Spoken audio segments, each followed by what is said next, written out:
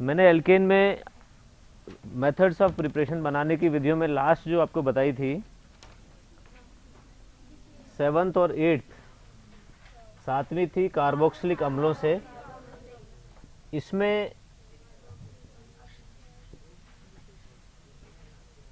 दो तीन बातें महत्वपूर्ण हैं। इसमें पहला था अपचयन। अपचयन के लिए हम काम में लेते हैं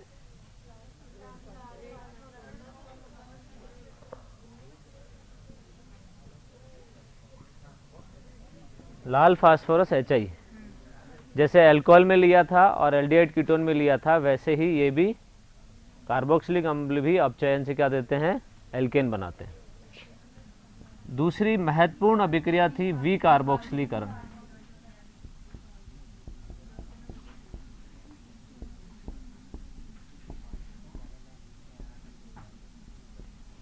इसमें क्रिया कराते हैं सोडा लाइम से।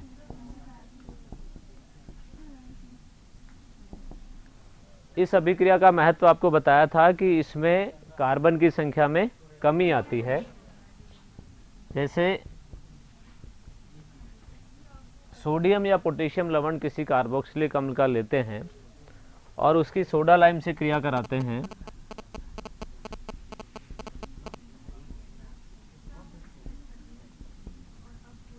NaOH तो इसमें क्या बनता है,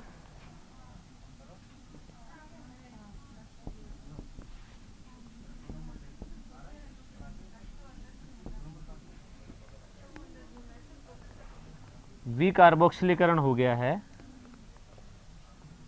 ये इस तरीके से Na2CO3 निकल गया और एल्केन बन गया। तो कार्बन की संख्या में कमी हो रही है। ठीक है।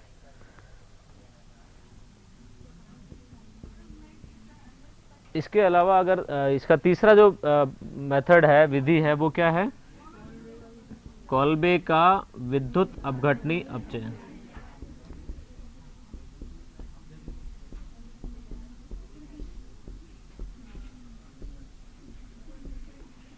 इसमें मैंने बताया था आपको कि अगर आप एक ही प्रकार का सोडियम लवण लेते हैं और उसका विद्युत अपघटनी अपचयन कराते हैं तो क्या बनेगा, RR बनेगा। और अगर आपने RR डैश बनाना हो, यानी दो एल्किल समूह अलग अलग लें, तब आपको क्या करना पड़ेगा,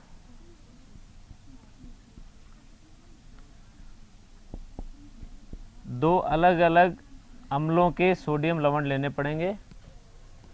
और ऐसा होने से न केवल RR डैश बनेगा, RR भी बनेगा और R डैश भी बनेगा। कल आपको मैंने बताया था ये। तो अगर भिन्न प्रकार के एल्किल समूह हैं तब आपको अलग अलग दो कार्बोक्सिलिक अम्लों के सोडियम लवण लेने पड़ेंगे या पोटेशियम लवण लेने होंगे, और आपको जो एल्केन मिलेंगे वो एल्केन अकेला नहीं होकर एल्केन्स का मिश्रण होगा। इसमें जो ध्यान देने वाली बात है वो ये है कि इस विधि से हम मेथेन नहीं बना सकते। ठीक है, क्योंकि इसमें केवल एक ही कार्बन है और कम से कम यहाँ दो कार्बन आएंगे। दूसरा, कार्बोक्सिलिक एरोमेटिक अम्लों का, एरोमेटिक अम्ल जो होते हैं कार्बोक्सिलिक अम्ल, उनका हम विद्युत अपघटनी अपचयन नहीं कर सकते हैं। ये महत्वपूर्ण बात थी जो आपको ध्यान रखनी है। स्लाइड दिखाना, इससे पहले वाली, और पहले, और पहले, और पहले, बस ये देखिए आप, कॉल्बे का विद्युत अपघटनी अपचयन, जिसकी क्रियाविधि आपको बताई थी। इसको बंद कर देना स्विच। कॉल्बे का विद्युत अपघटनी अपचयन, जिसमें आप एनोड पर क्या होता है, एल्केन प्राप्त होता है, नेक्स्ट स्लाइड। कैथोड पर हाइड्रोजन मिलती है। आठवीं जो विधि है वो केवल मीथेन के लिए है, आपको बता दी थी पहले। एल्यूमिनियम कार्बाइड की जल से क्रिया और बेरिलियम कार्बाइड की जल से क्रिया कराते हैं तो इससे मीथेन बनती है। नेक्स्ट, भौतिक गुणों की चर्चा कर ली थी हमने, आगे चलें और चलिए। बस इससे पहले रासायनिक गुणों की जो 4 रासायनिक गुण परसों बताए थे,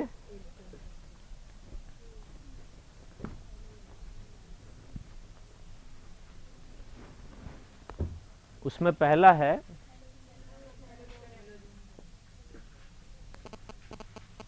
शॉर्ट में लिखें तो अपन ऐसा लिख सकते हैं,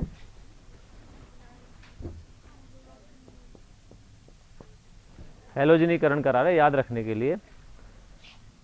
हैलोजनीकरण में आप देखिए कि मीथेन का उदाहरण बहुत महत्वपूर्ण है और वही लेते हैं जनरली सामान्य तौर पर। क्लोरीनीकरण मीथेन का कराते हैं सूर्य के पराबैंगनी प्रकाश की उपस्थिति में, तो क्या बनता है CH3Cl। लेकिन ये अभिक्रिया यहीं नहीं रुकती है, और क्या होता है, जब तक हाइड्रोजन है इसके पास में यहाँ पर, तब तक ये क्रिया होती रहती है। फिर CH3Cl का क्लोरीनेशन होगा, CH2Cl2 एक हाइड्रोजन और हट गया, फिर होगा तो क्या होगा, एक हाइड्रोजन और हट करके CHCl3 बना, और फिर एक हाइड्रोजन लास्ट जो बचा हुआ क्लोरोफॉर्म में वो भी हट के कार्बन टेट्राक्लोराइड बनता है। तो इस प्रकार से ये चक्रीय अभिक्रिया सतत अभिक्रिया है, लगातार इसमें हैलोजनीकरण होता रहता है। Next slide. मैंने आपको बताया था कि क्लोरीनीकरण की हैलोजनीकरण की जो क्रियाशीलता है उसका घटता हुआ क्रम, फ्लोरीन सबसे ज़्यादा क्रियाशील है, क्लोरीन उससे कम, ब्रोमीन उससे कम और आयोडीन सबसे कम होता है।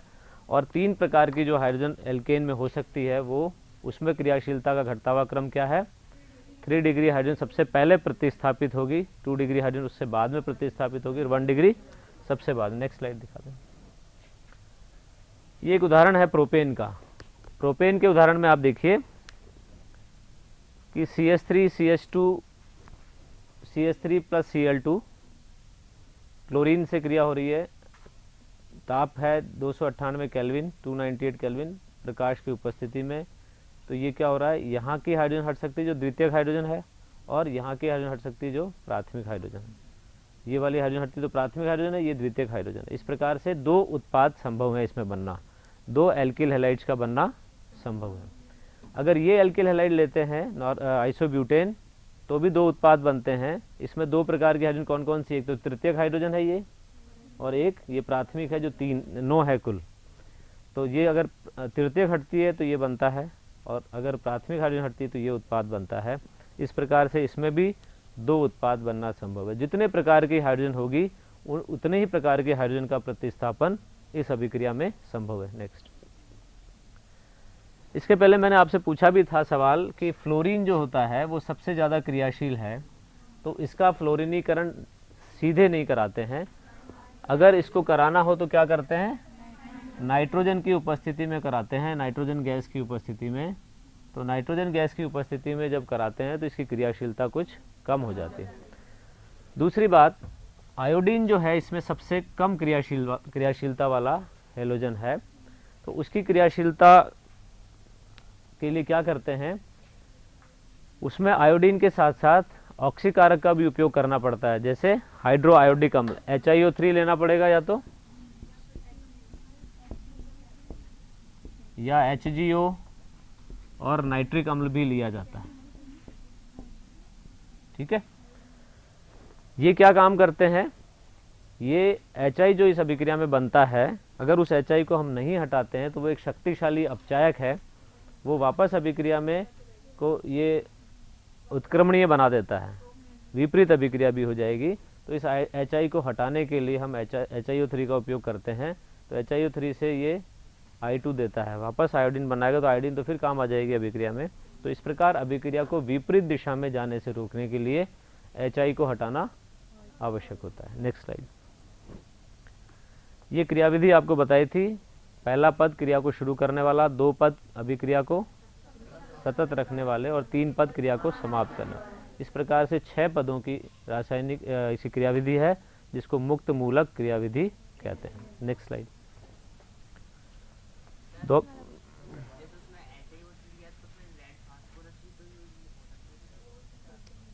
नहीं, रेड फास्फोएचाई तो हाइड्रोजन का स्रोत होता है।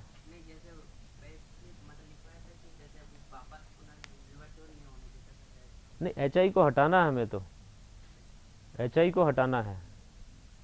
रेड फास्फोएचाई में तो एच आई वैसे ही आ रहा है।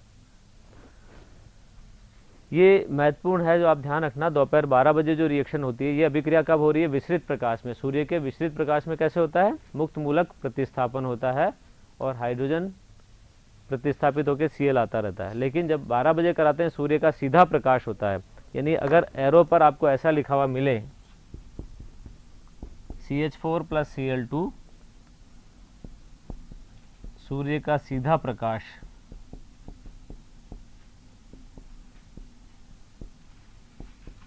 तब आप क्या बनाएंगे? CH3Cl नहीं बनाएंगे, इसमें बनाना है कार्बन प्लस।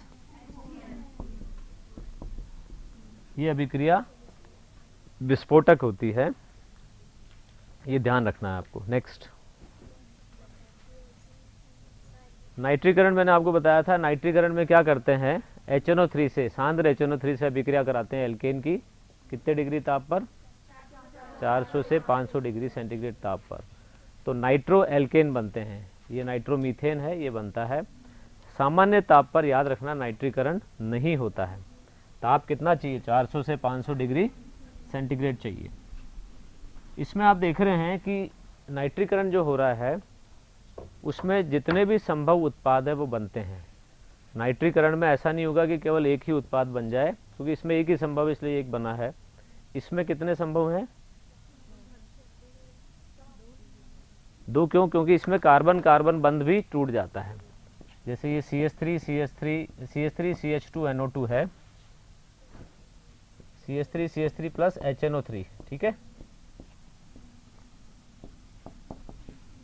CH3 CH2NO2, और बंध अगर टूट जाता है तो CH3NO2 भी इसमें बनेगा।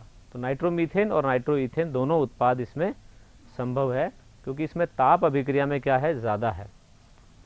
कितना है? 400 से 500। अब इसमें एक स्लाइड पे उदाहरण देखिए आप। प्रोपेन का नाइट्रीकरण करवाया है। इस प्रोपेन के नाइट्रीकरण में क्या हो रहा है?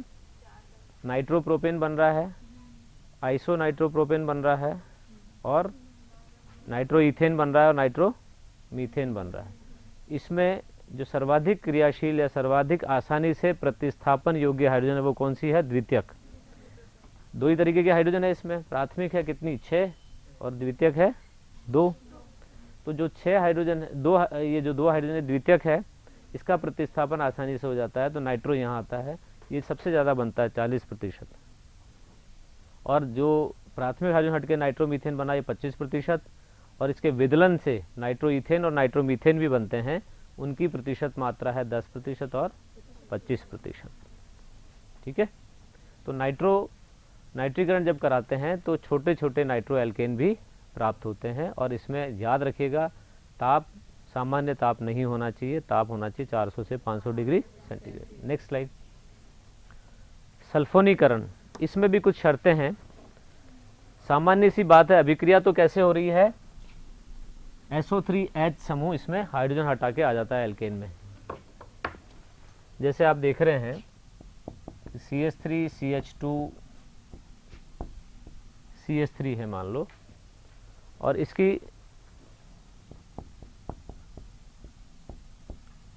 इससे क्रिया हुई सल्फ्यूरिक अम्ल से, यहां से ये H2O निकल गया,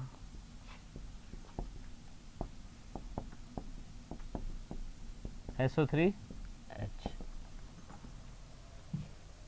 सल्फोनिक अम्ल बनते हैं इसमें। लेकिन जो इस अभिक्रिया की शर्त है वो क्या है कि जो छोटे एल्केन होते हैं वो अशाखित अगर है तो एल्केन उसका सल्फोनीकरण नहीं होगा। यानी ये नॉर्मल प्रोपेन है तो इसका सल्फोनीकरण नहीं होगा। ये नॉर्मल प्रोपेन है ना, लेकिन जो छोटे एल्केन है लेकिन उसमें शाखा है, जैसे ये क्या है C3H7 CH3 CH3 CH, कितने कार्बन है इसमें टोटल? 5 तो सीधी श्रृंखला में है और एक शाखा है, कुल 6 कार्बन है। तो इसमें ये वाला जो कार्बन है तृतीयक हाइड्रोजन है, ये तृतीयक हाइड्रोजन हट जाती है और इसकी जगह SO3H आता है। तो शाखित एल्केन में होता है, छोटे एल्केन में शाखित एल्केन में होगा, लेकिन अगर एल्केन बड़े हैं तो उच्चतर एल्केन जो होते हैं वो साधारण एल्केन या अशाखित होते हैं, तब भी सल्फोनीकरण हो जाएगा और सल्फोनिक अम्ल प्राप्त होते हैं। तो ये जो बना, ये क्या है? 2 मेथिल प्रोपेन 2 सल्फोनिक एसिड। अब ये प्रोपेन 2 इसलिए लिख दिया है कि ये CH3 है, यहाँ पर ये C3H7 नहीं होके CH3 है, तो सही कर लेना, CH3 लिखना, क्योंकि इधर CH3 लिखा हुआ है। तो 2 मेथिल प्रोपेन 2 सल्फोनिक अम्ल, छोटा एल्केन है, अगर ये CH3 है तो कितने कार्बन वाला हुआ? 3 कार्बन वाला प्रोपेन हुआ। तो प्रोपेन जो है वो शाखित है, मतलब ये ब्यूटेन हुआ, 4 कार्बन हो गए। आइसोब्यूटेन हुआ, और आइसोब्यूटेन क्या होता है? एक शाखा है उसके अंदर, इसलिए उसका सल्फोनीकरण संभव है। ठीक है, समझ में आ गई बात? तो छोटे एल्केन में शाखित होना आवश्यक है। Next slide. क्लोरोसल्फोनीकरण, जो हमने परसों रिएक्शन पढ़ी थी, उसमें हमने सल्फ्यूरिक अम्ल और क्लोरीन लिया था, क्योंकि हमने ये सोचा कि पहली अभिक्रिया हैलोजनीकरण, दूसरी नाइट्रीकरण, तीसरी सल्फोनीकरण और चौथी क्लोरोसल्फोनीकरण है। तो क्लोरोसल्फोनीकरण में हमने सोचा कि इधर तो हैलोजन ले लिया Cl2 और इधर सल्फोनिक अम्ल ले लिया, सल्फ्यूरिक अम्ल ले लिया, लेकिन ऐसा नहीं करना है। क्या करना है इसमें? इसमें आप अभिक्रिया कराएंगे किसके साथ में?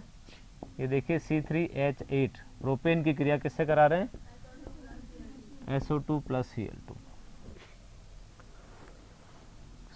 अल्ट्रावायलेट रेज, पराबैंगनी प्रकाश, ऐसा होने से क्या बनता है? C3H7, एक H हटके SO2Cl आ गया और HCl निकल गया।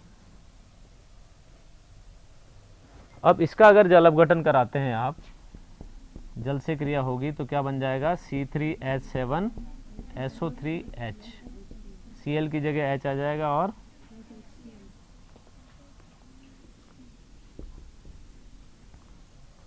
ये सल्फोनिक अम्ल बन गया, प्रोपेन सल्फोनिक अम्ल। लेकिन ये 2 पदों में बनता है, सल्फोनिक अम्ल, और पहले पद में क्या बनता है? Propyl sulphonyl chloride. इस अभिक्रिया का नाम आपको बताया था, वो है रीड अभिक्रिया। तो ये 4 हमने उस दिन पढ़ी थी रिएक्शन, हैलोजनीकरण, नाइट्रीकरण, सल्फोनीकरण और क्लोरोसल्फोनीकरण, जिसको रीड अभिक्रिया भी कहते हैं।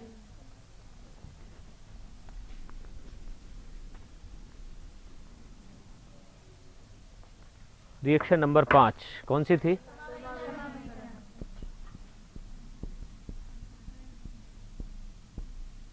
समावयवीकरण। समावयवीकरण का मतलब है, कोई एल्केन अगर आपने लिया है, आपको ध्यान है कि पहले कितने कार्बन तक समावयव संभव नहीं है?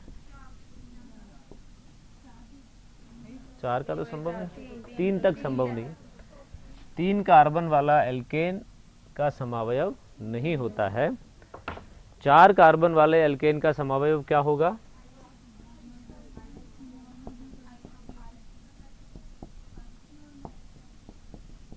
ये नॉर्मल ब्यूटेन है और ये आइसोब्यूटेन है। तो समावयव का निर्माण करना, समावयव बनाना क्या कहलाता है? समावयवीकरण कहलाता है। ये नॉर्मल ब्यूटेन है और इससे क्या बन रहा है? आइसोब्यूटेन।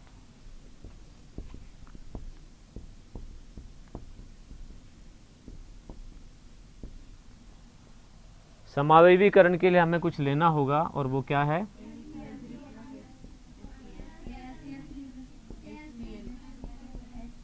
सामान्य तौर पर यह अभिकर्मक जब भी रासायनिक अभिक्रियाओं में लेंगे वहां समावयवीकरण होगा सामान्यतः।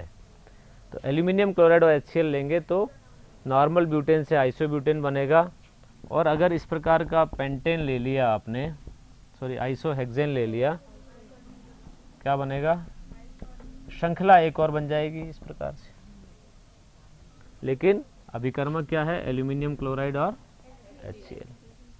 ठीक है, तो समावयवीकरण एक आसान सी अभिक्रिया है, आप आसानी से नाम से समझ सकते हो कि हमें कोई समावयव बनाना है, और समावयव इसमें क्या है, समावयव श्रृंखला समावयव संभव है। नेक्स्ट स्लाइड दिखाएं। ठीक है, एक और आगे चलें। ताप अपघटन या भंजन।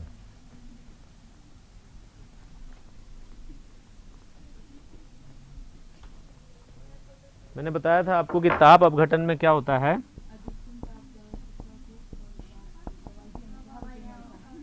महत्वपूर्ण शर्त यह है कि इस अभिक्रिया में ताप अपघटन, जिसको भंजन भी कहते हैं, इंग्लिश में क्रैकिंग कहते हैं, इस अभिक्रिया में हवा की अनुपस्थिति होती है और ताप उच्च होता है। ऐसी परिस्थितियों में क्या होता है, अणु में क्या परिवर्तन आता है एल्केन में, इसमें परिवर्तन आता है कि इसमें हाइड्रोजन का निष्कासन हो सकता है, हाइड्रोजन का विलोपन हो सकता है, तो क्या बनेगा, एल्कीन बनेगा। और क्या हो सकता है, कार्बन कार्बन बंध का विदलन हो सकता है। जैसे मीथेन की क्रिया कराई आपने 1000 डिग्री सेंटीग्रेड पर, हवा की अनुपस्थिति में इसको 1000 डिग्री सेंटीग्रेड ताप तक गर्म किया, तो ये टूट जाता है कार्बन और हाइड्रोजन में। लेकिन अगर 2 कार्बन है, इस तरीके से लिख लें इसको, एथेन को ऐसा लिख लें, तो इसमें विलोपन हो जाता है, और विलोपन होकर के क्या होता है, हाइड्रोजन निकल गई, CH2 double bond CH2 plus H2। 500 degree ताप चाहिए इसमें, और हवा की अनुपस्थिति तो मुख्य शर्त है। ठीक है, इसी प्रकार से यदि प्रोपेन लेते हैं,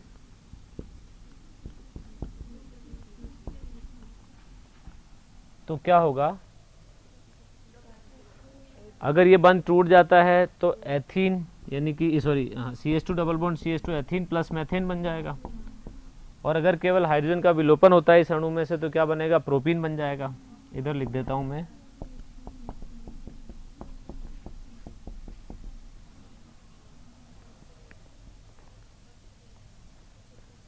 ठीक है। तो हवा की अनुपस्थिति में जो अभिक्रिया होती है उसको ताप अपघटन कहते हैं, और जो हवा की उपस्थिति में होती है उसको क्या कहते हैं, उसको दहन कहा जाता है। उस अभिक्रिया का नाम है दहन, जो भी पढ़ेंगे।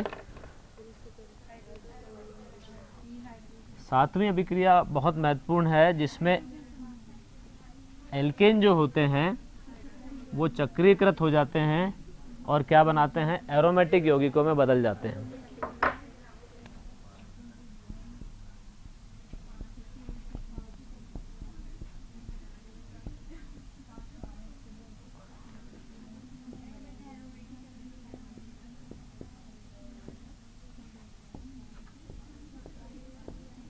इसको हाइड्रोसंभवन भी कहते हैं।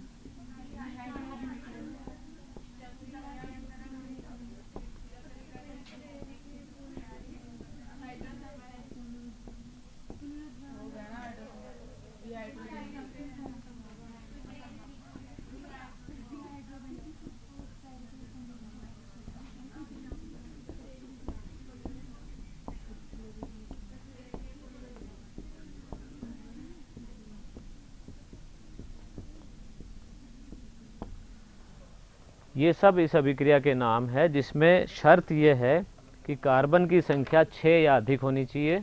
किसी भी एल्केन में जिसमें 6 या 6 से अधिक कार्बन हो, ये 6 कार्बन वाला एल्केन है, क्या बोलते हैं इसको, नॉर्मल हेक्सेन।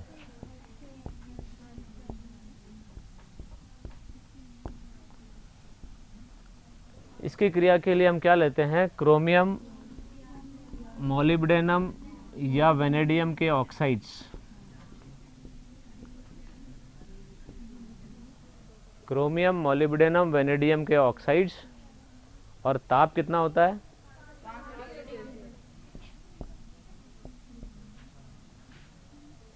तो इसमें सारे 6 कार्बन चक्रीकृत हो जाते हैं, एक एरोमेटिक यौगिक का निर्माण होता है जिसको बेंजीन कहते हैं। कितने हाइड्रोजन निकलती है?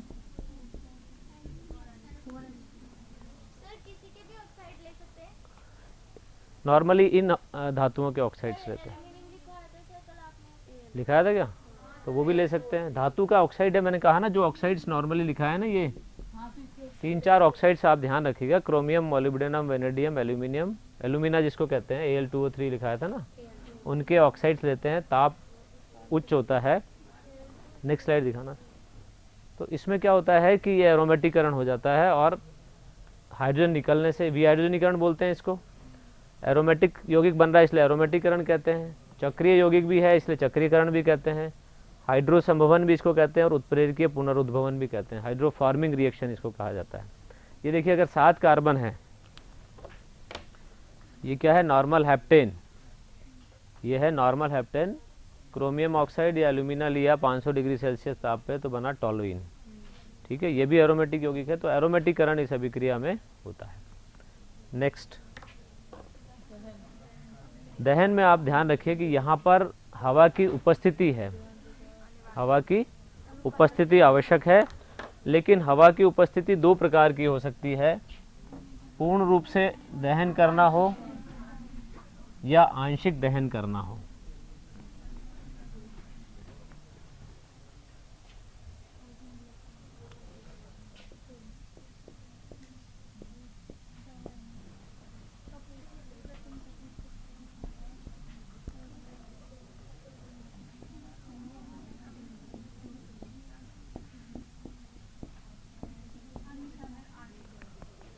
पूर्ण दहन या हवा की उपस्थिति में कराते हैं तो क्या बनता है? कार्बन डाइऑक्साइड और जल।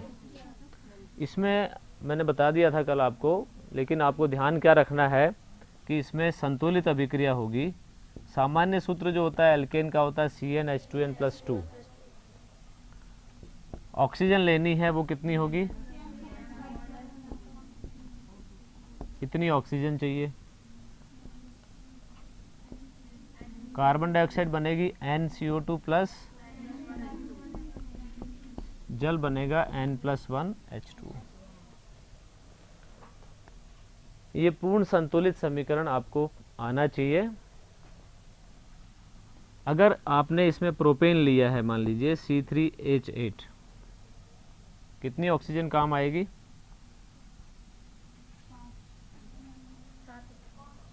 हाँ?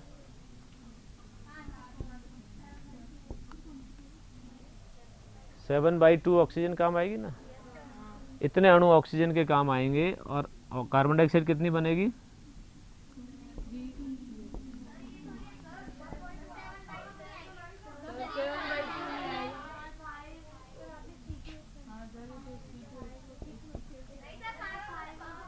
ओनली 5। अब चेक करेंगे इसको, रुको अभी आप। ठीक है, छोड़ दो। यहाँ N कितना है? तो 5 हो गया। हमने सम संख्या वाला लिया था क्या कल? अब ये 3CO2 प्लस 4H2O। ठीक है, अब देख लें आप इसको, संतुलित हुई कि नहीं? होगी ना संतुलित। तो ये पूर्ण दहन में ये संतुलित समीकरण आपको याद रखना है। इसमें मैंने बताया था कल आप लोगों को कि एल्कीन और एल्काइन जब पढ़ेंगे तब ये क्लियर होगा कि यहाँ पर प्लस का साइन आ रहा है, प्लस का निशान आ रहा है, यहाँ भी प्लस आ रहा है और यहाँ भी प्लस आ रहा है। एल्कीन लेंगे उसमें कोई प्लस माइनस नहीं आएगा, और एल्काइन जब लेंगे तो उसमें माइनस आएगा। आप खड़े हो ना आप? हाँ। हाइड्रो संभवन अभिक्रिया क्या होती है?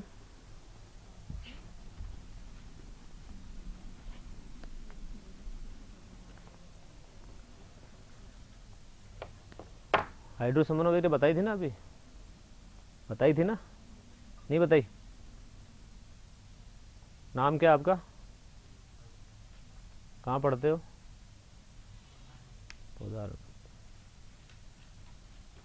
बैठो नीचे और ध्यान इधर होना चाहिए।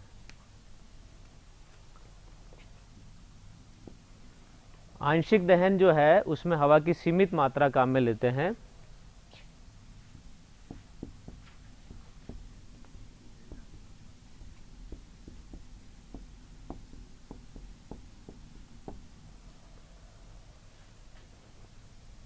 इसमें क्या करते हैं, जैसे अगर आप ऑक्सीजन की मात्रा को कम करते हैं, सीमित लेते हैं, तब क्या होगा कि इसमें कार्बन डाइऑक्साइड और जल बनता है। 3CH4 plus 3O2 carbon monoxide और जल बनता है। कार्बन डाइऑक्साइड किस में बन रहा था, जब हवा की पूर्ण दहन कराने के लिए अधिक मात्रा में ऑक्सीजन उपलब्ध थी, तब कार्बन डाइऑक्साइड जल बनता है। लेकिन अगर ये मात्रा कम है ऑक्सीजन की, सीमित मात्रा में अपने अभिक्रिया करवा रहे हैं, तो कार्बन मोनोऑक्साइड और जल बनता है। और अगर मीथेन के साथ ही ऑक्सीजन लेते हैं और सीमित मात्रा में लेते हैं, तो कार्बन ब्लैक और जल बनता है। ठीक है ना। तो इस प्रकार से आंशिक दहन में आप ध्यान रखिएगा, कार्बन मोनोऑक्साइड और क्या बनता है, जल, और कार्बन ब्लैक भी इसमें प्राप्त होता है। हाँ,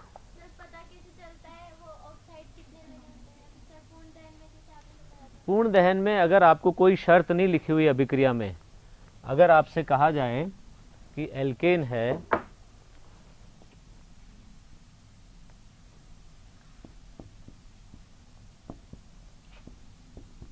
प्लस ऑक्सीजन लिखा हुआ है और इधर कार्बन डाइऑक्साइड और जल लिखा हुआ है, तो आप समझ जाइए कि ये पूर्ण दहन की बात हो रही है।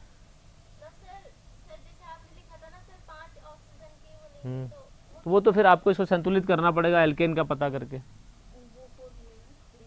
मैं कुछ सवाल कराऊंगा आपको, जो इसके न्यूमेरिकल क्वेश्चंस है कि कितनी मात्रा ये लेंगे, कितना एल्केन लेंगे, कितना कार्बन डाइऑक्साइड बनेगी, इस तरीके कुछ प्रश्न करेंगे। लेकिन वो बड़ा स्पष्ट होगा प्रश्न में कि आपसे सीमित दहन करवा रहा है या पूर्ण दहन करवा रहा है, ये बिल्कुल स्पष्ट होगा। अगर आंशिक दहन पूछा जाए तो आपको बताना है कार्बन मोनोऑक्साइड और जल बनता है, कार्बन मोनोऑक्साइड और जल। पूर्ण दहन है तो क्या बताएंगे, कार्बन डाइऑक्साइड और जल बनता है।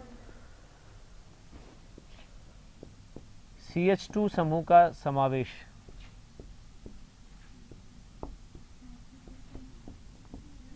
समावेशन, insertion of CH2 group.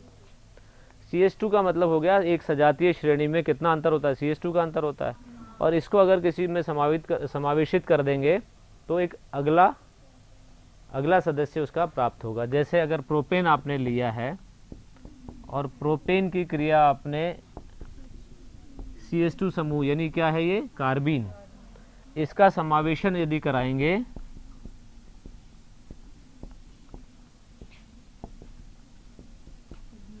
Butane प्राप्त होगा।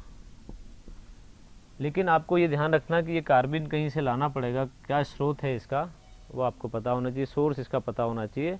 और सोर्स क्या है इसका, डाइएजोमीथेन या कीटीन, CH2 double bond C double bond O। इनसे क्या मिलता है, कार्बन मिलता है, तो वो कार्बन इससे क्रिया करके क्या बनाएगा, ब्यूटेन बनाएगा। तो मेथिलीन समूह का समावेशन, ये नवी अभिक्रिया है।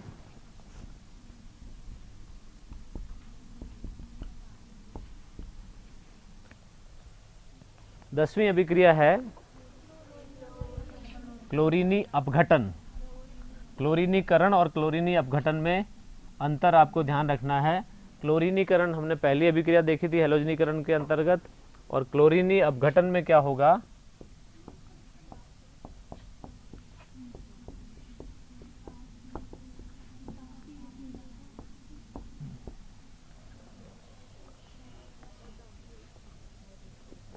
प्रोपेन का उदाहरण आप देख रहे हैं, CH3CH2Cl प्लस क्लोरीन। यहाँ पर ताप है 300 से 400 डिग्री सेंटीग्रेड और दाब इसमें उच्च चाहिए। दाब नहीं लिखा हुआ होता है, इसका मतलब दाब नहीं चाहिए। अगर दाब लिखा हुआ है तो इसका मतलब अभिक्रिया में दाब की आवश्यकता है। इसके 3 उत्पाद बनते हैं, C2Cl6, CCl4 और HCl। इसमें आपको ध्यान रखना है कि पहला तो जो बना है हेक्साक्लोरोइथेन, ये ठोस होता है, कार्बन टेट्राक्लोराइड द्रव होता है और HCl गैस के रूप में प्राप्त होता है। इसको कहते हैं कृत्रिम कपूर होता है, ये आर्टिफिशियल कपूर जो होता है कार्बन टेट्राक्लोराइड अग्निशामक के रूप में काम में लेते हैं, फायर एक्सटिंग्विशर। तो ये क्लोरीनी अपघटन के उत्पाद हैं जो महत्वपूर्ण है, इसलिए इनको आपको ध्यान रखना है। तो क्लोरीनी अपघटन और क्लोरीनीकरण में फ़र्क आपको ध्यान रखना। क्लोरीनीकरण अगर पूछा जाए तो आपको प्रतिस्थापन दर्शाना है, और क्लोरीनी अपघटन है तो फिर आप क्या करेंगे, इसको अणु को टूटेगा ये अणु। वहाँ उसमें प्लस दिख रहा है स्लाइड में, प्लस नहीं है ये अणु टूटेगा इसमें। ठीक है, नेक्स्ट स्लाइड।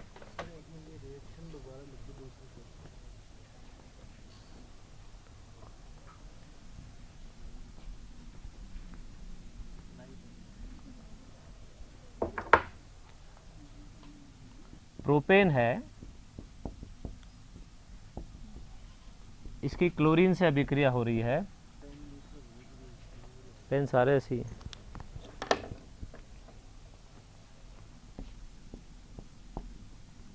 तीन 300 से 400 डिग्री ताप है और दाब होता है।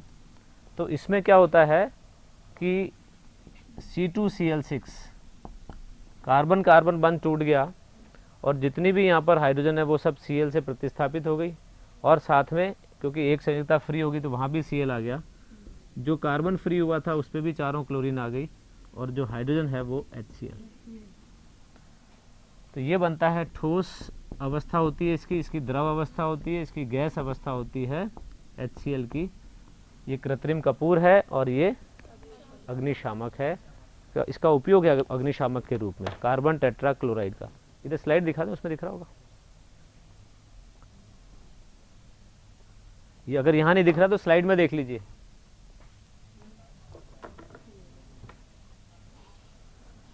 कहाँ से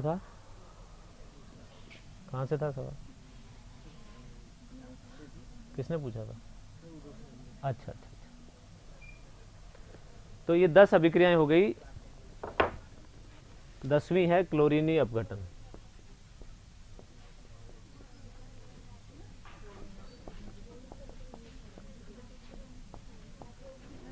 नेक्स्ट स्लाइड।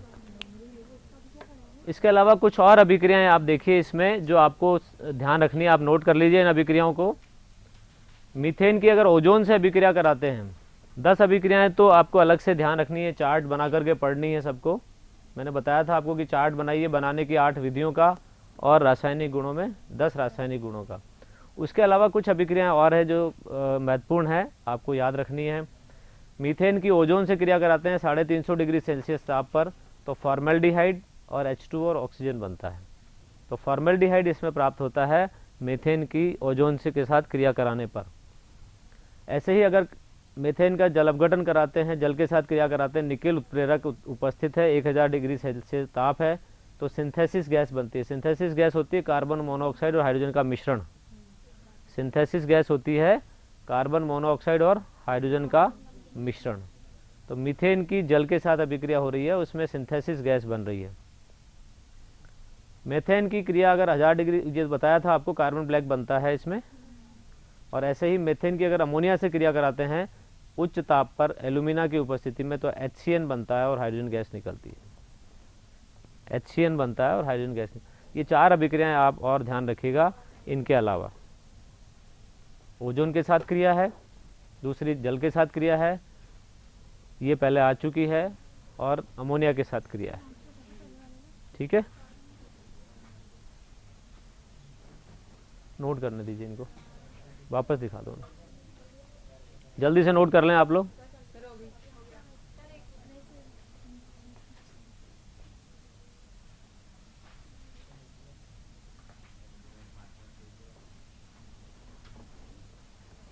चलिए नेक्स्ट।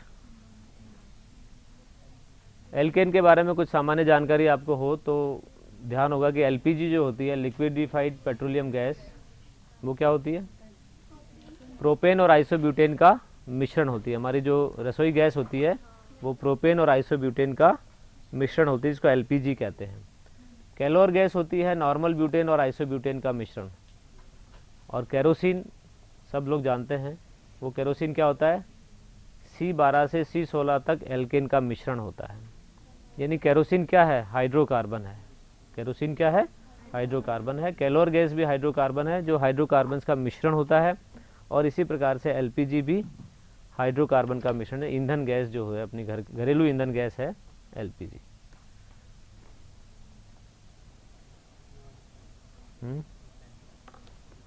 अच्छा,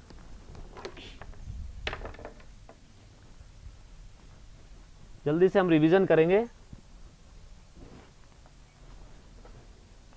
नेक्स्ट स्लाइड दिखाना, इसको रोक दीजिए, वापस पहली वाली पर।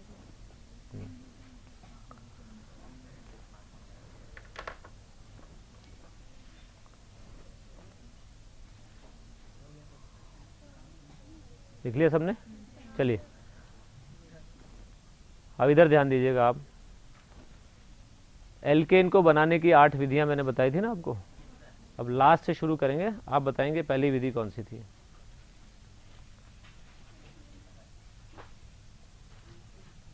हाँ? एल्कीन से। दूसरी बताइए। दूसरी बता रहे हैं एल्काइन से। तीसरी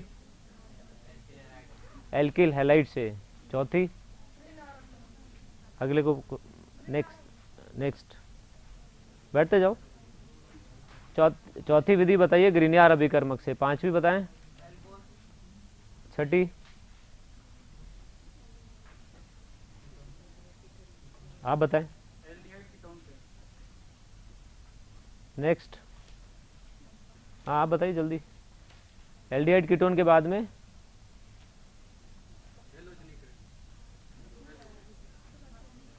आप बताइए। बैठो बैठो आप बताइए। नेक्स्ट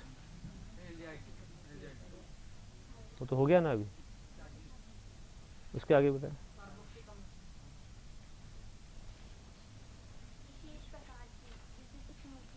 बैठो। 8 बनाने की विधियां हैं। अभी जो अवस्था यहाँ देखी है ऐसा और भी जगह होगा। आपका ध्यान इधर नहीं है। पहली बात ये चाहे यहाँ बैठे हुए स्टूडेंट्स का हो चाहे बाहर बैठे हुए, अगर ध्यान यहाँ नहीं है तो आप नहीं पढ़ पा रहे हैं ध्यान से। और दूसरी बात, आप आपस में बात करके अपना ध्यान डाइवर्ट करते हैं। अगर ऐसा नहीं करते तो अभिक्रिया आपको यहीं याद होती। कर रहे हैं इसलिए याद नहीं हो रही है। जो कन्फ्यूजन हुआ, एक बड़ी बात सामने आई अभी पूछने से कि बनाने की विधि के साथ साथ रासायनिक गुण को भी बता दिया। ऐसा क्यों हो रहा है? हम ये नहीं समझ पा रहे कि हम कर क्या रहे हैं, क्या पढ़ रहे हैं, क्यों पढ़ रहे हैं, ये पता ही नहीं है। आपको जब बनाने की विधि पूछी जा रही है तो इसका मतलब है कि हम क्या बनाना चाह रहे हैं, एल्केन बनाना चाह रहे हैं। एल्केन चाहे मेथेन हो, चाहे एथेन हो, प्रोपेन हो, ब्यूटेन हो, इनकी सामान्य विधियां पढ़ी हमने 8। पहली थी एल्कीन से, दूसरी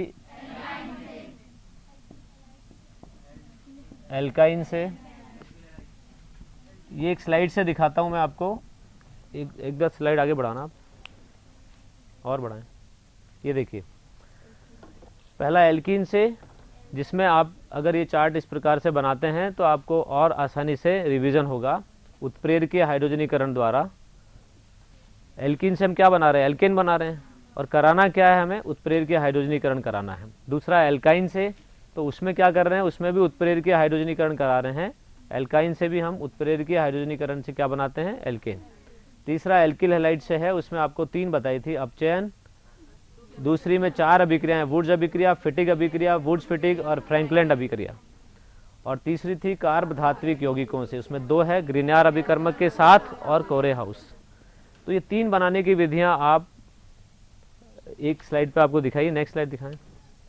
चौथी है ग्रीनियर अभिकर्मक से, जिसमें सक्रिय हाइड्रोजनिक पदार्थों से क्रिया कराते हैं, जर्मीटिनॉफ टेस्ट जिसको कहते हैं।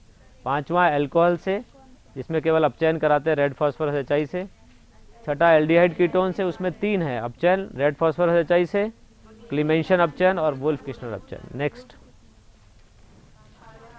कार्बोक्सिलिक अम्ल में भी 3 है, अपचयन, रेड फास्फोरस HI, दूसरा वी कार्बोक्सिलीकरण सोडा लाइम से, और तीसरा कॉल्बे का विद्युत अपघटनीय अपचयन, और 8वां विशेष केवल मीथेन के लिए। ये 8 बनाने की विधियां हैं। अभिक्रियाएं आप याद रखिएगा, लेकिन ये शीर्षक अगर याद करते हैं तो आपको अभिक्रिया और आसानी से याद हो जाएगी। और रासायनिक गुण जो, वापस बैक चले जाएं और पीछे चले, बस। रासायनिक गुण जो बताए हैं वो कितने थे, 10। पहला बताएं उधर से, लास्ट लास्ट।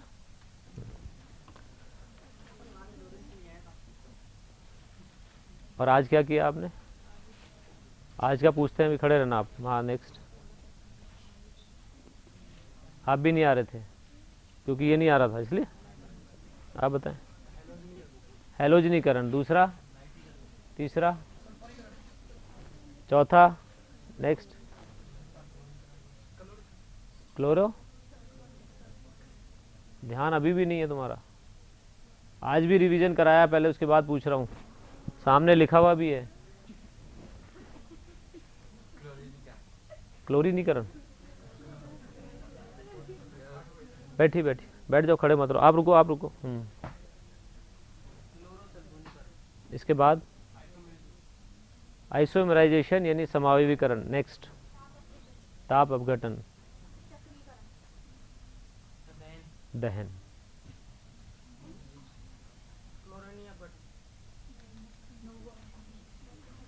मैंने कहा क्रम का ध्यान रखना है आपको। नवा है मेथिलीन समूह का, CH2 होता है मेथिलीन समूह, उसका समावेशन। और लास्ट क्लोरीन अपघटन। बैठो, अब बताओ पहला, ये पीछे लिखा हुआ है मेरे।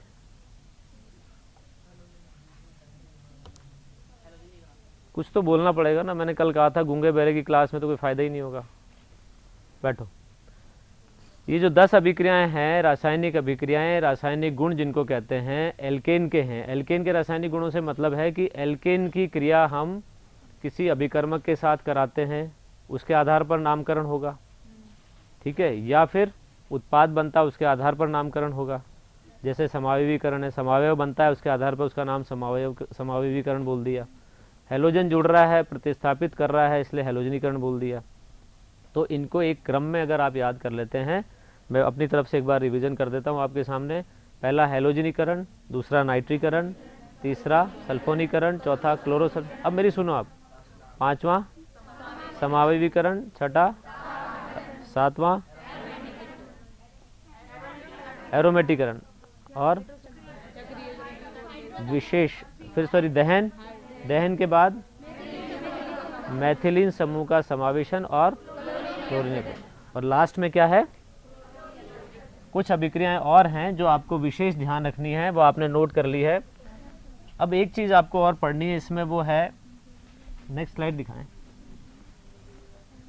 एल्केन के स्वरूपण, कन्फर्मेशंस ऑफ एल्केन।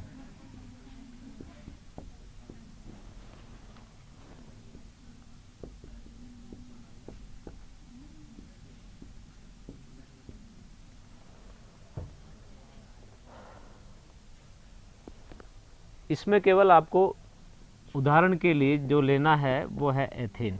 आपके सारे सिलेबस जो AIEEE का हो, चाहे IIT का हो, चाहे नीट का हो, उन सब में सिलेबस में आपके स्पेशली मेंशन है, लिखा हुआ है कि एथेन का स्वरूपण आपको पढ़ना है। ये स्वरूपण क्या होते हैं? जैसे इथेन का एक अणु है जिसमें 2 कार्बन है और दोनों कार्बन के बीच में कैसा बंध है? एकल बंध है, सिंगल बॉन्ड है, और इसके पास में 3 हाइड्रोजन इस प्रकार से बंधित हैं। दूसरे कार्बन के पास जो हाइड्रोजन बंधित है वो इसी प्रकार से, इसी दिशा में इसके साथ समानांतर हो सकते हैं। इसके समानांतर है तो ऐसा दिखेंगे, ठीक है ना। अगर इन दोनों कार्बन को बिल्कुल आप पास पास ले आएं तो इस हाइड्रोजन के ऊपर ये हाइड्रोजन आ जाएगी, इसके ऊपर ये आ जाएगी और इसके ऊपर ये आ जाएगी, तो एक दूसरे के साथ में ढक सकते हैं एक दूसरे को। ये लिखने का तरीका अलग अलग होगा। एक तो ये तरीका है। अगर इसमें दूसरी व्यवस्था आप देखें तो एक व्यवस्था ये हो सकती है कि हाइड्रोजन इसमें तो इस प्रकार से है और इस वाले कार्बन में विपरीत व्यवस्था है, ठीक है ना। तो इसमें इस कार्बन को अगर इधर ले जाएंगे, इसके पास में ये कार्बन दोनों ले आए, तो ये कार्बन कहाँ आ जाएगा? इन दोनों कार्बन के बीच में, और ये वाला कार्बन इन दोनों कार्बन के बीच में। तो इनके जो व्यक्त करने का तरीका है, लिखने का जो तरीका है, एक तो है साहोर्स प्रक्षेपण सूत्र। साहोर्स प्रक्षेपण सूत्र, वो ये तरीका है लिखने का। दूसरा जो तरीका है वो है न्यूमैन प्रक्षेपण। इसमें क्या करते हैं, एक सर्किल बनाते हैं, गोला बनाते हैं, एक कार्बन इस गोले के केंद्र में आपकी तरफ है और एक कार्बन पीछे की तरफ है। तो जो आपकी तरफ है वो कार्बन आपको दिखता हुआ है, ये केंद्र जो है ये कार्बन है, ये वाला, और इससे 3 हाइड्रोजन जुड़ी हुई है। और जो दूसरा कार्बन है वो हमें नहीं दिख रहा, पीछे की तरफ है इस गोले के, उसको हमने किससे दिखाया है, डॉटेड लाइन से दिखाया है। उससे भी 3 हाइड्रोजन जुड़ी हुई हैं। वो कैसे है, बिल्कुल इसके पीछे दूसरी हाइड्रोजन है। यानी इस वाले को साहोर्स प्रक्षेपण सूत्र जो पहला वाला है, इसको इस प्रकार से दर्शाया है। तो ये C2H6 है, आप समझ गए। जो सीधी लाइन बिल्कुल साफ दिख रही है वो लाइन तो हमने बनाई है जो कार्बन हमारी तरफ है। जो कार्बन पीछे की तरफ है, जो हमें नहीं दिख रहा है, वो डॉटेड लाइन से दिखाया है। उससे जुड़े हुए तीनों हाइड्रोजन इसी की सीध में है, इसके सामने की तरफ ही, जैसे ये है। यानी इसकी ओवरलैपिंग उससे हो रही है, तो इस दूसरे को ढक रहे हैं। और अगर इसका दूसरा रूप देखें आप, तो एक कार्बन तो ऐसा है जो आपको सामने वैसा का वैसा ही है दिखता हुआ। जो पीछे की तरफ है उसमें व्यवस्था इस प्रकार से है,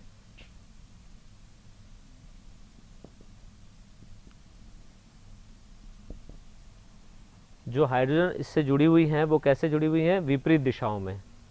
इसको, ये वाला जो देख रहे हैं आप, इसको अगर हम न्यूमैन प्रक्षेपण में व्यक्त करेंगे तो इस प्रकार से व्यक्त करेंगे। साहोर्स प्रक्षेपण सूत्र वो है और न्यूमैन प्रक्षेपण सूत्र ये है। तो आप ध्यान रखिएगा कि 2 इसके संरूपण संभव है। किसके, एथेन के। ऐसा क्यों हो रहा है, क्योंकि इस बंध को हम 180 डिग्री पर घुमाते हैं। सिंगल बॉन्ड जो होता है ना, इससे कोई भी चीज़ जुड़ी हुई है, इससे भी कोई चीज़ जुड़ी हुई है, इसको अगर हम घुमा देते हैं यूँ, तो वो क्या होगा, जो इससे जुड़ी हुई चीज़ मान ली इधर जुड़ी हुई थी तो वो कैसे हो जाएगी, नीचे हो जाएगी। तो इसलिए ये इस बंध के सापेक्ष घूर्णन संभव होता है, एकल बंध के सापेक्ष घूर्णन संभव होता है। इसलिए ये 2 प्रक्षेपण सूत्र इसके होते हैं। 2 प्रकार से हम इसको व्यक्त कर सकते हैं, एक तो साहोर्स प्रक्षेपण और एक न्यूमैन प्रक्षेपण। क्लियर है? नहीं, मेथेन कार्बन कार्बन एकल बंध नहीं है ना उसमें। प्रोपेन में होगा। प्रोपेन ब्यूटेन के आपको नहीं पढ़ने हैं, केवल एथेन का पढ़ना है। मैंने कहा ना, जितने भी सिलेबस हैं आपके, नीट का है, चाहे IIEEE का है, चाहे IIT का है, सब में ये उदाहरण विशेष तौर पर लिखा हुआ है आपके। और यही उदाहरण आपके NCERT में भी है। उसमें अलग ज्यामितीय समवायता आएगी, वो पढ़ाएंगे जब एल्कीन बताएंगे। उसमें ये नहीं होगा, ये केवल सिंगल बॉन्ड के सापेक्ष घूर्णन के कारण होता है। द्विबंध के कारण जो घूर्णन होता है वो रेस्ट्रिक्टेड हो जाता है, सीमित घूर्णन होता है। तो उसमें दूसरी बात आएगी, वो अपन बाद में जब एल्कीन पढ़ेंगे तब देखेंगे। नेक्स्ट स्लाइड दिखाएं। ये रिवीजन स्लाइड्स है, हटा दीजिए बस, ठीक है। अब कुछ प्रश्न बैठे, बंद कर दीजिए इसको। कोई सवाल आपके पास हो तो आप पूछ लें।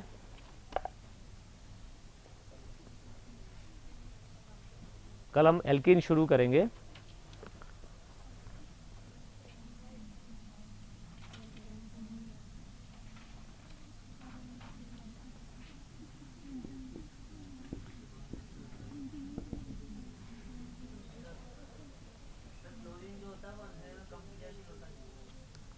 अंधेरे में और प्रकाश में, अंधेरे में कम क्रियाशील क्यों है? जितनी अभिक्रिया के लिए उसको ताप चाहिए, ऊष्मा चाहिए, वो नहीं मिलेगी तो नहीं होगा। कार्बन हाइड्रोजन बंध टूटना है, उसको तोड़ने के लिए आवश्यक ऊर्जा अगर अंधेरे के जितनी प्रकाश है, जितनी ऊर्जा है, नहीं मिल पाएगी तो वो नहीं टूटेगा।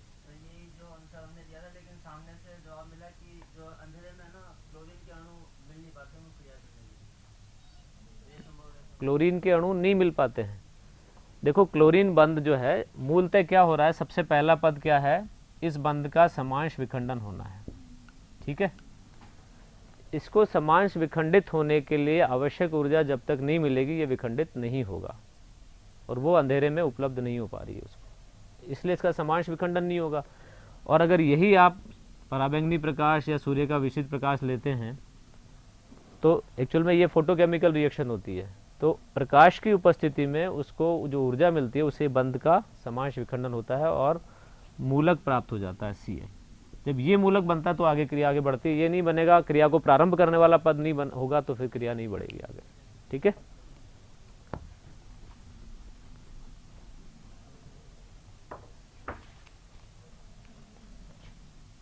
प्रश्न है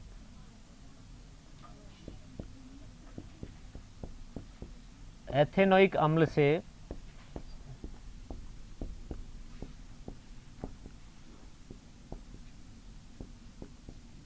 ब्यूटेन कैसे प्राप्त करोगे। एथेनोइक अम्ल से ब्यूटेन कैसे प्राप्त करेंगे।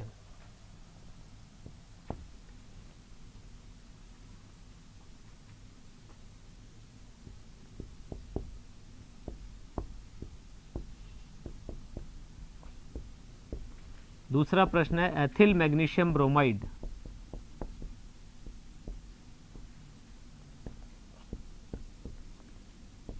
की क्रिया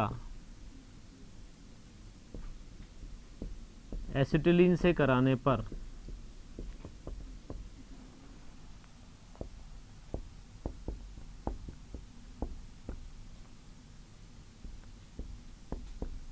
क्या प्राप्त होगा, क्या बनेगा। तीसरा प्रश्न है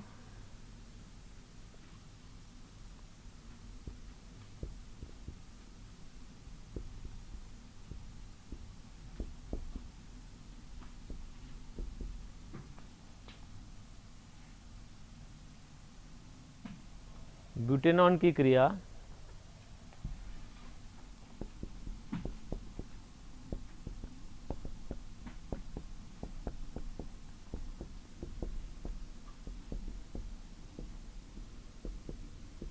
जिंक अमलगम HCl से कराने पर क्या प्राप्त होगा।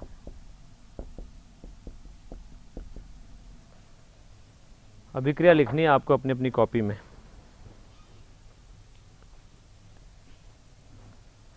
एथेनोइक अम्ल से ब्यूटेन कैसे प्राप्त करेंगे। एथिल मैग्नीशियम ब्रोमाइड की क्रिया एसिटिलीन से कराने पर क्या प्राप्त होगा, और ब्यूटेनॉन की क्रिया जिंक अमलगम HCl से कराने पर क्या प्राप्त होगा।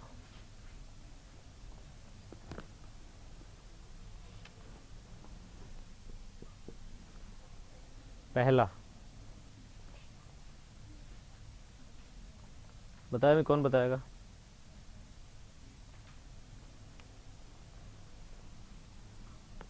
एथेनोइक अम्ल से ब्यूटेन कैसे प्राप्त करेंगे, कौन सी विधि काम में लेनी है, जल्दी बोलें, कौन बताएगा। एथेनोइक अम्ल से ब्यूटेन,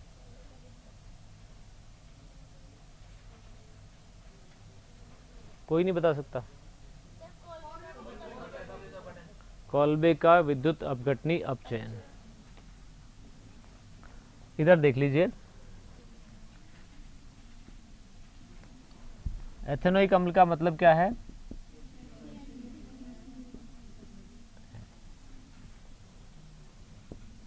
कॉल्बे का विद्युत अपघटनी अपचयन।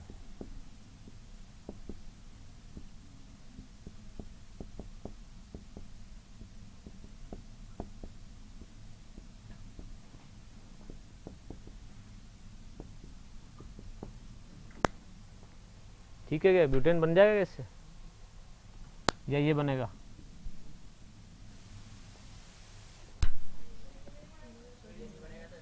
फिर क्या करें,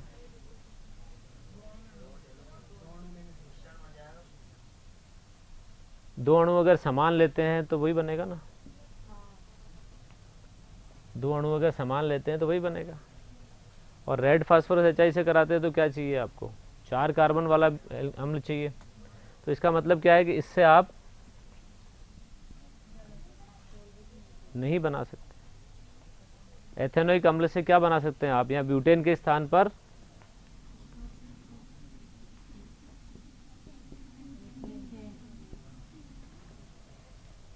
ठीक है ना। लेकिन ऐसी विधि बताइए जिससे आपको ब्यूटेन प्राप्त करना हो।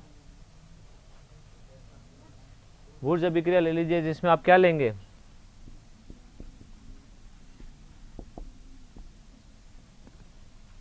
CH3 CH2 Cl,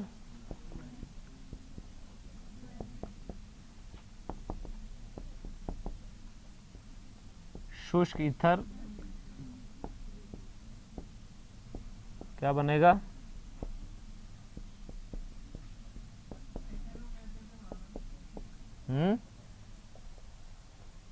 एथेन बनाने के लिए मैथिल क्लोराइड लेना पड़ेगा अगर वुड्स अभिक्रिया से बनाते हैं तो। एथेन तो उससे ही बन रहा है, एथेनोइक अम्ल से भी बन रहा है। ये प्रश्न दूसरा है, ब्यूटेन जो पहले पूछा था ना वो बनाना है तो हम क्या ले सकते हैं, इससे बना सकते हैं। एथेनोइक अम्ल से अगर पूछा है तो नहीं बना सकते। एथिल मैग्नीशियम ब्रोमाइड की क्रिया एसिटिलीन से कराने पर क्या बनता है? एल्केन तो पूछा ही नहीं, मैंने तो पूछा क्या बनेगा, उत्पाद बताओ आप, नाम होगा उसका कुछ। एल्केन तो बन रहा है।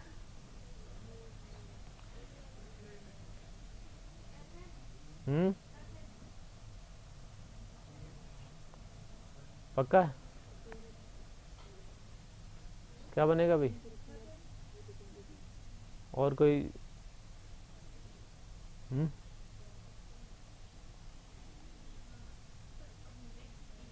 बोलिए बोलिए जल्दी बोलिए।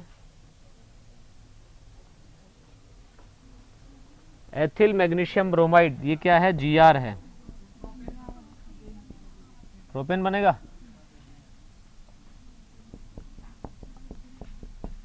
कैसे प्रोपेन कैसे बन गया भाई?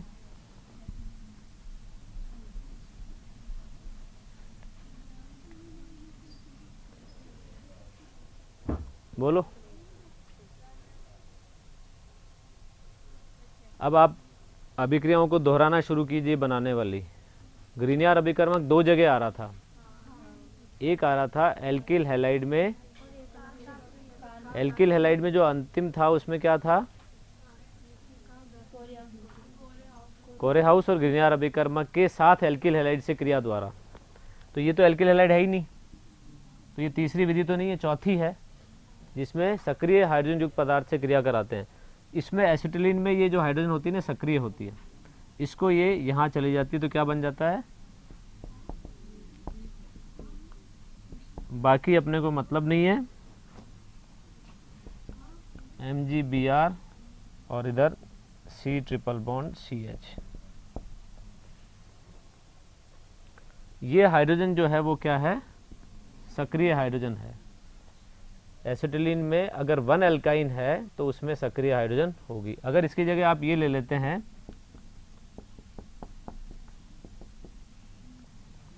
तो क्रिया होगी क्या इससे, इसकी इसके साथ क्रिया होगी क्या? इसमें कोई सक्रिय हाइड्रोजन नहीं है क्योंकि ये 1 एल्काइन नहीं है। 1 एल्काइन मतलब सीमांत एल्काइन होना चाहिए, ये नहीं है, इसलिए इसमें अगर यहाँ sp हाइड्रोजन होती तभी ये बनता है, अदरवाइज नहीं बनता। तो इसमें बनेगा उत्पाद क्या होगा, एथेन।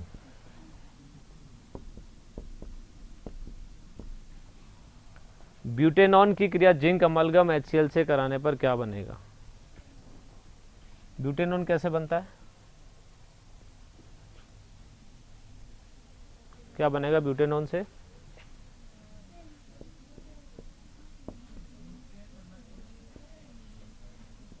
ये ब्यूटेनॉन है,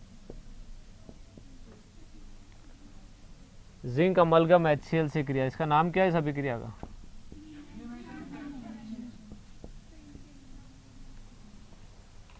इसमें CO के स्थान पर क्या बन जाता है, CH2 समूह, तो क्या बनेगा,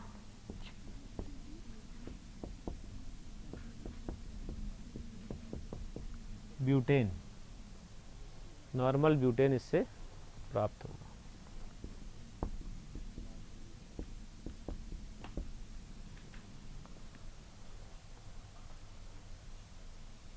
ठीक है,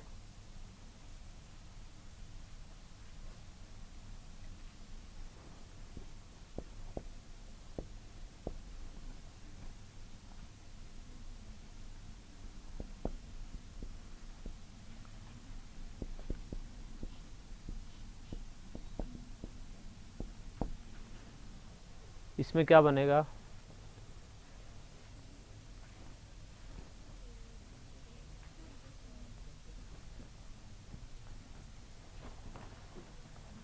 इसको मैं ऐसे लिख देता हूँ। अब बताइए क्या बनेगा, कौन सी अभिक्रिया है ये, तुम बताओ कौन सी अभिक्रिया। एक मिनट तुम बताओ कौन सी अभिक्रिया है, क्या बनेगा पहले तो ये बताओ।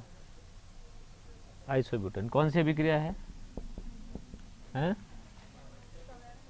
समावयवी बैठो।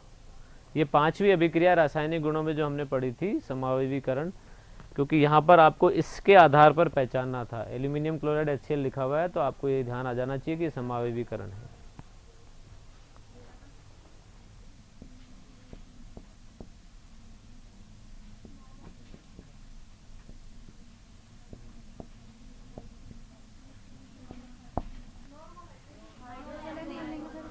Normal hexane,